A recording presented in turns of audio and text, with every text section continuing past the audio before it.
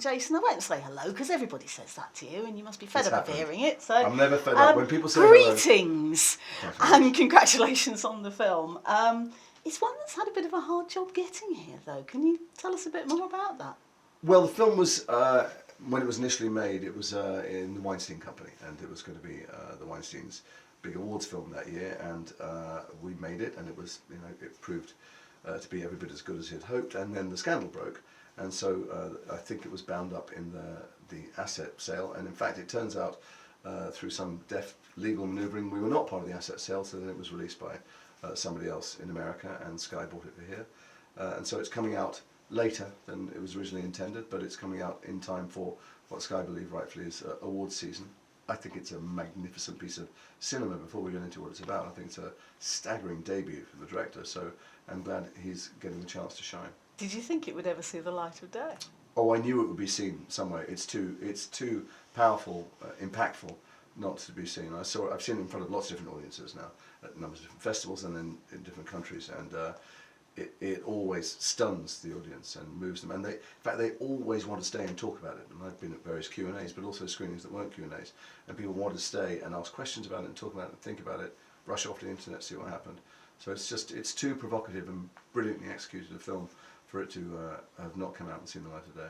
And the events that we see on the screen with the terrorist attack and the siege, they're pretty harrowing at times.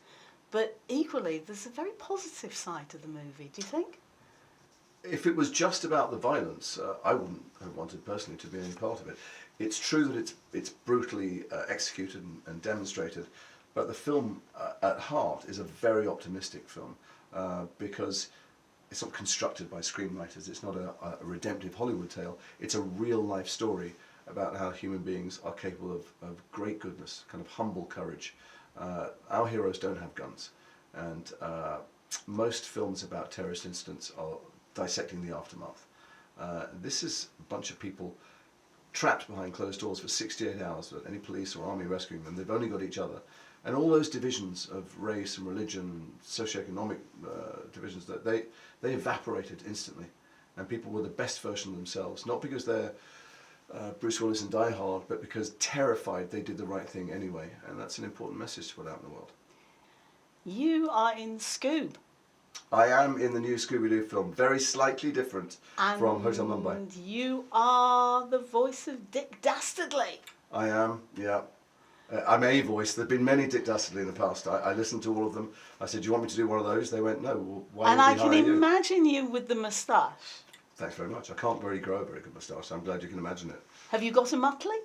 Yeah, there's a Muttley. Oh no, there's everything. There's, it's full Dick Dastardly. It's Scooby-Doo. I mean, I can't quite believe I'm in. I had the same feeling when I was doing Star Trek. I was going, I can't believe I'm in Star Trek. I watched this as a kid so much. I watched the Wacky Races and Scooby-Doo so much growing up. So did I. And it's enormously good fun because you get in with animation, you improvise tons and tons of stuff, and then they pick the bits they like and they animate to it. So they've really let me off the leash, and I'm having a fabulous time. And you will tell me off for asking this, but any chance of a taste of what you sound like? There's no chance whatsoever of me doing any kind of thing because we haven't finished recording, and they could easily replace me at being animation, so that's not going to happen. But thanks for asking. That is such thanks a for your shame. curiosity. I'm gutted. Jason, I'll thank tell you you what I very sound much. like, not this.